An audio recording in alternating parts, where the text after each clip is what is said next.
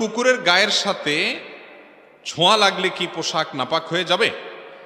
কুকুরের সাথে যদি আমাদের শরীর কাপড় চোপড় লাগে, বিশেষ করে শহরে গ্রামে সর্বত্র কুকুর ছুটোছুটি করে তখন কুকুরের গায়ের সাথে আমাদের গা কাপড় চোপড় অনেক সময় লাগে, স্পর্শ হয়, নাপাক হবে কিনা খুব গুরুত্বপূর্ণ প্রশ্ন। এটার উত্তর হলো যে কুকুরের যে লালা এটা নাপাক, কুকুরের মুখের যে লালা এটা নাপাক। যদি কারোর কাপড়ে কারোর শরীরে কুকুরের লালা লাগে তাহলে ওইটা ধুইতে হয়, শুধু ধোয়াই নয়। নবী করিম সাল্লাল্লাহু আলাইহি সাল্লাম বলেছেন কোন পাত্রে যদি কুকুর মুখ দেয় ওইটাকে 7 বার ধুইতে হয়। কয়বার ধুইতে হয়? বিজ্ঞান গবেষণা করে হয়তো বাইর করছে বা করবে যে কুকুরের মুখে হয়তো এমন কোনো জার্ম আছে যেটা এতবার না ধুইলে যাবে না, মারাত্মক কোনো কিছু হয়তো আছে, আল্লাহু আলাম।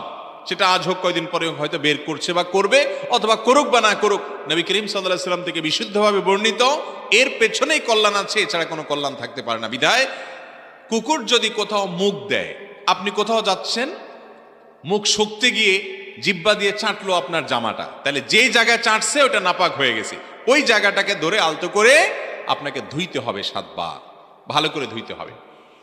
আর যদি কুকুরের শরীর লাগে, লালা লাগে নাই, জিহ্বা লাগে নাই, শুধু শরীরটা টাচ হয়েছে, এটা তো প্রায় হয় তাই না, দৌড় দেয়, ছোটাছুটি করে, তো শরীর যদি লাগে তাহলে সরাসরি নাপাক হবে না। কারণ হলো কুকুরের শরীরটা নাপাক না, লালাটা নাপাক। তবে কুকুরের শরীরে যদি তরল নাপাকি থাকে, কারণ যেখানে সেখানে শোষে যদি দেখেন নাপাক লেগে আসে, তাহলে সেটা আপনার গায়ে লাগলে নাপাক হবে। এছাড়া কুকুরের শরীর লাগলেই আমাদের শরীর বা কাপড় চোপড় নাপাক হবে না। আমাদের দেশে তো এবং গোটা দুনিয়াতে দেখবেন অনেকে আছে যেখানে কুকুর নাপাক, কুকুরের এটা যদিও মূলগত মজ্জাগত নাপাক না, শুকরের মতো যে আগাগোড়া নাপাক, এটা লালা নাপাক, গোশতটা নাপাক, হ্যাঁ, কিন্তু এই কুকুর দেখবেন অনেকে এত আদর করে লালন পালন করেন যে সন্তানরা এত আদর করে না। আছে না নাই? দেশে আছে, বিদেশেও আছে। আমাদের দেশে আজকাল দেখবেন অনেক লোক, এই লোকগুলো অনেক নিজেদেরকে মহানুভব মনে করে।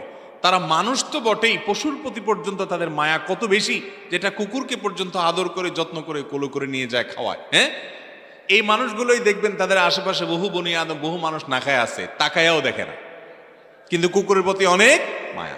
কুকুর আল্লাহর অন্য 10টা সৃষ্টির মতো একটা সৃষ্টি। একটা কুকুরের প্রতি দয়া করে পানি পান করানোর কারণে একজন ব্যভিচারী নারীকে আল্লাহ তাআলা মাফ করে দিয়েছেন, হাদিসে আছে। এই জন্য কুকুরের প্রতি দয়া করা ভালো জিনিস, কিন্তু দয়া করতে গিয়ে তারে ঘরে ঢুকাইতে বলে নাই, কারণ শয়তান কুকুরের আকৃতি ধারণ করে। আর নানা কারণে যেই ঘরে কুকুর থাকে সেখানে রহমতের ফেরেশতা আসে না।